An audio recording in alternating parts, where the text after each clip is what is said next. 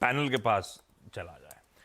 सब रेडी हैं हमारी आज सुबह सुबह मंडे को तड़के मदद करने के लिए। डायरेक्टर साहब, टॉप कॉल्स का स्टिंग।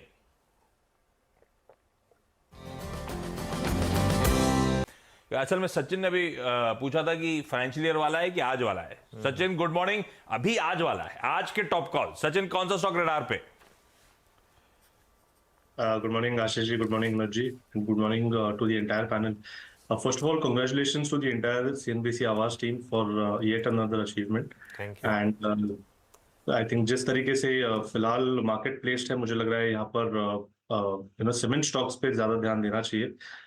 काफी अंडर परफॉर्मेंस पिछले सीरीज में नजर आई थी, एंड जिस तरीके से बेस बिल्डिंग फॉर्मेशंस है उसमें से मुझे लग रहा है अल्ट्राटेक सीमेंट का स्ट्रक्चर काफी इंटरेस्टिंग है। एक काफी कॉन्फिडेंट बेस के आसपास एक inverse head and shoulder formation है डेली चार्ट पे, जिसका प्राइस टारगेट लगभग अराउंड 10,200 के आसपास प्लेस्ड है। बट ट्रेडिंग के लिहाज से मुझे लग रहा है 10,060 के टारगेट के लिए यहाँ पर लॉन्ग पोजीशंस चेस किए जा सकते हैं। On the higher side immediate basis पे इंट्राडे में 993 का पहला टारगेट होगा, सेकंड टारगेट होगा 10,060 का, एंड स्टॉप लॉस आपको कहीं जाकर 9690 के आसपास लगाना है। अल्ट्राटेक सीमेंट, यह है सचिन का आज का preferred idea. Infosys, Sachin chart ready रखिएगा, आता हूं आपके पास। हर्षदा, क्या अपडेट्स? गुड मॉर्निंग आशीष। इन्फोसिस के लिए दरअसल एक इंटरेस्टिंग डेवलपमेंट है। आईटी डिपार्टमेंट की तरफ से इनको एक नोटिस मिली है और उस नोटिस में कहा गया है कि असेसमेंट ईयर FY 28 का, FY 16 का, I beg your pardon, 2008, FY 16, 17, 18 और 18, 19 के लिए कुछ टैक्स रिफंड इनके हाथ लगता हुआ दिखाई देगा, और उसके तहत अगर आप देखिए 6,329 करोड़ टैक्स रिफंड के तौर पर कंपनी के हाथ वापस लगेगा। ये इनफैक्ट वो डेवलपमेंट है, लेकिन साथ ही उन्होंने ये भी शेयर किया है कि 22-23 के लिए टैक्स डिमांड का भी नोटिस आया है 2,763 करोड़ का। तो दो डेवलपमेंट्स है, एक तो प्रीसेंट ईयर के लिए टैक्स डिमांड नोटिस, लेकिन उससे बड़ा है वो टैक्स रिफंड नोटिस जो करीब 6,329 करोड़ का है। अब कंपनी उसको एसेस करेगी, इसका क्या प्ले आउट रहेगा, लेकिन ये एक बहुत इंटरेस्टिंग डेवलपमेंट है किसी भी कंपनी के लिए कि इतनी मोटी रकम दरअसल रिफंड के तौर पर उनके हाथ लगेगी। ठीक है, टैक्स डिमांड तो अभी कंटेस्ट होगा, देखते हैं उसका फाइनल आउटकम क्या आएगा। ये जो रिफंड आया ये इंटरेस्टिंग हाईलाइट है। 6,329 करोड़ रुपए का आईटी टैक्स रिफंड आता हुआ। अब क्योंकि 31 मार्च से एक शेड जस्ट पहले आया तो बड़ा मुश्किल हो गया है, क्योंकि फाइनेंशियल ईयर के नंबर्स आने, क्वार्टर नंबर्स सामने खड़े हैं, तो रिलीज कह रही है हम असेस कर रहे हैं इंपैक्ट क्या होगा फाइनेंशियल्स पे इन सब डेवलपमेंट्स का। तो पैसा तगड़ा आना है, इस बार कैसे एडजस्ट करेंगे दिखाना तो इसी बार पड़ेगा, पैसा तो आ ही गया है। खैर देखते हैं क्या होता है, पर अमाउंट तगड़ा और स्टॉक वैसे भी फोकस में था नतीजों से पहले। सचिन, प्लेस्ड कैसा नजर आता है, क्या करोगे आप? ये तेजी वाला मन है स्टॉक में, आज फौरी फौरी रिलीफ आई, टिक नहीं पाया, ऐसा फील आ रहा है, या फिर लग रहा है दमखम है इस काउंटर में? आशीष जी, इनफैक्ट काफी दिनों से जो इसकी डिक्लाइन थी वो थोड़ी सी ग्रेजुअल हो रही थी। प्राइस फॉर्मेशंस भी थोड़े से सबड्यूड होते जा रहे थे, एंड जिस तरीके से एक्सपायरी का डेटा था वहां पर क्लियरली शॉर्ट रोल ओवर का ही नजर आ रहा था। बट जिस तरीके से ये न्यूज फ्लो आई है 1,500 के आसपास, एक कॉन्फिडेंट पुट राइटिंग बेस भी है at the beginning of the series, and plus एक 60 मिनट्स चार्ट पे एक पॉजिटिव डाइवर्जेंस भी है। तो मुझे लग रहा है एक क्लासिक सेटअप है एक पुल बैक रैली के लिए, एंड जिस तरीके से अपने 200 डे एक्सपोनेंशियल मूविंग एवरेज के नीचे इसने एक डाइवर्जन बनाया है, तो मुझे लग रहा है यहाँ पर पुल बैक भी काफी तगड़ा होना चाहिए। एक अच्छी शॉर्ट कवरिंग वाली मूव अनलॉक हो सकती है। तो 1560, 1580 ये दो लक्ष्य के लिए मुझे लग रहा है यहाँ पर लॉन्ग पोजीशंस चेस करने में कोई हर्ज नहीं है। अगर गैप अप होती भी है तो एक पुल बैक पे मुझे लग रहा है थोड़ी सी लॉन्ग पोजीशनिंग अग्रेसिवली की जा सकती है।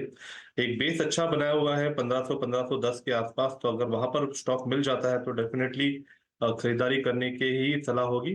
स्टॉप लॉस आपको 1485 पे लगाना है on a daily closing basis. Infosys रखिए रडार पे, हालांकि ये अपडेट अलग है, लेकिन एक रिपोर्ट भी आई मॉर्गन स्टैनली की ओवरवेट का कॉल 1700 के लक्ष्य। पर लेकिन वो लार्जली Q4 नंबर्स को मान रहे हैं जो आने वाले हैं, एक की कैटलिस्ट होगा इस स्टॉक के लिए। क्योंकि हमने चर्चा करी थी कि रिजल्ट्स के साथ साथ FY24 के नंबर्स आ रहे हैं, तो FY25 की सिलेक्टिवली गाइडेंस कई सारी कंपनीज देती हैं, तो वो कह रहे हैं FY25 के रेवेन्यू गाइडेंस एक की कैटलिस्ट होगा इस स्टॉक के लिए। वो एक्सपेक्ट कर रहे हैं 3 से 6% constant currency revenue growth guidance base case के तौर पे। अब सचिन के पास चला जाए। सचिन, क्या ढूंढ कर लाए थे आप FY25 के लिए हमारे लिए? कौन सा आपका प्रेफर्ड स्टॉक है?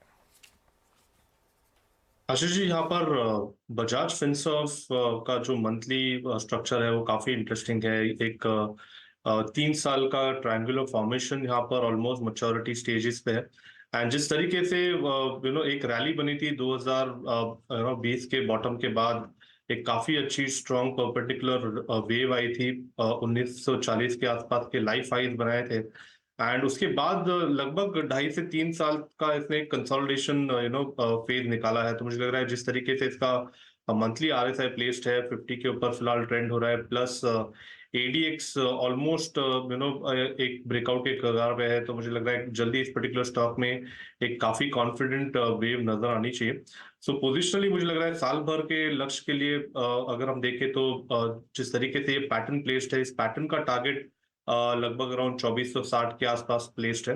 एंड फिलहाल जिस तरीके से इसने एक बेस बनाया है, प्लस जो करस्पॉन्डिंग लेवल है इस ट्रायंगुलर फॉर्मेशन का, वो लगभग अराउंड 1520 के आसपास प्लेस्ड है। तो मुझे लग रहा है on a weekly closing basis 1510 का स्टॉप लॉस आपको मेंटेन करना चाहिए।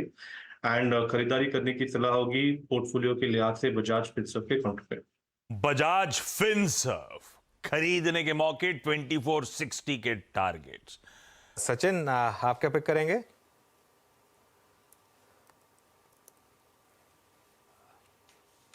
सचिन, अनुज जी, मुझे लग रहा है यहाँ पर सीमेंट पे फोकस करना है। एंड अल्ट्राटेक के बाद मुझे लग रहा है दालमिया भारत में भी एक अच्छी ब्रेकआउट रैली बन रही है। सो जिस तरीके से 2000 के आसपास का रेजिस्टेंस है, मुझे लग रहा है ये पार करने के बाद 2100 के पहले कोई मेजर हर्डल नहीं है। इसका 200 एक्सपोनेंशियल मूविंग एवरेज भी लगभग अराउंड 2100 के आसपास प्लेस्ड है।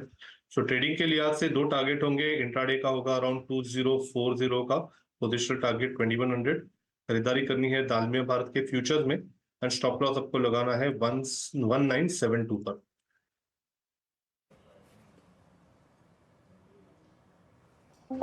ओके, दालमिया भारत 1979 पे आपका बाय कॉल है। अब वाइल LNT 3810 बात हुई रही थी सुबह। Capital goods siemens at all time high 3812, इसका मतलब क्या है? यानी गुरुवार के हाई को क्रॉस कर दिया। सचिन, आपका व्यू इस वक्त LNT पर, और कोई ऑप्शन लेना चाहेंगे आप इस पे? वीरेंद्र जी, रोलोवर्स तो काफी स्ट्रांग रहे हैं। इनफैक्ट प्राइस एक्शन भी जिस तरीके से इवॉल्व हुई है through out the March series, इसने एक अच्छा कंसोलिडेशन डिस्प्ले किया था, 3700 के रेजिस्टेंस को रिस्पेक्ट किया था। एंड फाइनली लास्ट वीक में जिस इंटेंसिटी से ये ब्रेकआउट हुआ है, तो मुझे लग रहा है ये momentum through out this particular series भी कंटिन्यूड होना चाहिए। ओवरऑल स्ट्रक्चर तो यही इंडिकेट कर रहा है कि 4040 तक की एक रैली कंटिन्यूड या सस्टेन होनी चाहिए। बट अपने एवरेजेस से थोड़ा सा दूर भागा है, इसलिए मुझे लग रहा है थोड़ा सा यहाँ पर कॉशियस रहिए। ऑन द लोअर साइड जिस तरीके से बेस है फिलहाल अराउंड 3730 के आसपास का, मुझे लग रहा है वहीं पे कहीं जाकर आपको स्टॉप लॉसेस प्लेस करने पड़ेंगे। तो रिवॉर्ड टू रिस्क अपॉर्चुनिटी थोड़ी सी वियर्ड होगी, बट मेजोरिटी मुझे लग रहा है मोमेंटम यहाँ पर सस्टेन ही होना चाहिए। तो किसी की एग्जिस्टिंग लॉन्ग पोजीशन है तो 3730 के स्टॉप लॉस के साथ बने रहने की सलाह होगी 4040 के लक्ष्य के लिए। जी, LNT at all time high, तो काफी strong move. Gold finance company at all time high. तो सचिन, शुरुआत करिए सस्ता ऑप्शन। जी, यहाँ पर मोमेंटम नजर आ रहा है LNT टेक्नोलॉजी सर्विसेज में। एंड रोलोवर के लिहाज से भी काफी स्ट्रॉन्ग डेटा था, प्लस एक क्लस्टर रेजिस्टेंस था 5500 के आसपास जो इसने काफी कॉन्फिडेंटली ब्रेक किया है। तो यहाँ पर 5500 का ही कॉल ऑप्शन खरीदने की सलाह होगी, जो लगभग अराउंड 213 के आसपास फिलहाल ट्रेंड हो रहा है। स्टॉप लॉस आपको लगभग अराउंड 188 पे लगाना है। इंट्राडे का पहला टारगेट होगा अराउंड 240 का, बट पोजिशनली मुझे लग रहा है 290 तक ये मोमेंटम एक्सटेंड हो सकता है। तो यहाँ पर खरीदारी करनी है LNT टेक्नोलॉजी सर्विसेज का 5500 का कॉल ऑप्शन। LTTS का 5500 का कॉल ऑप्शन लेना है, ये हो गई सचिन की ट्रेड। आपने मेरे ख्याल से जो स्पॉटलाइट में जिक्र किया था M&M का, अभी आप ऑटो में उसको भूल गए शायद, but it's a day high. और अब ये क्या कर रहा है, ये आज पूरा का पूरा सेशन इसने मंडे थर्सडे की जो हाई शेडो है उसमें गुजारा। 1953.90 है ये, ऑलमोस्ट इसकी ऑल टाइम है। अनुज, इस पर ज़्यादा कन्विक्शन बन रहा है M&M पे इस वक्त? M&M पे तो मेरा वीरू खैर बताऊँ ना, बहुत टाइम से कन्विक्शन रहा है। जब वो करेक्शन आई थी ना, जब इन्होंने RBL बैंक में स्टेक बाय किया था, तब भी मैंने एक व्यू लिया था कि वो एक बेस्ट बाइंग अपॉर्चुनिटी थी।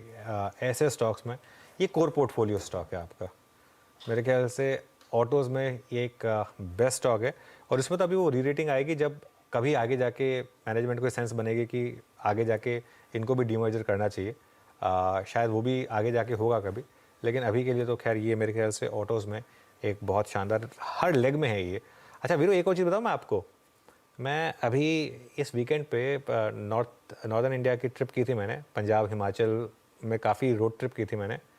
वहाँ मैंने ना ऐसे ऐसे ट्रैक्टर देखे ना M&M के, जो मुझे सुनने में आया कि 20-20 लाख के ट्रैक्टर्स हैं वो।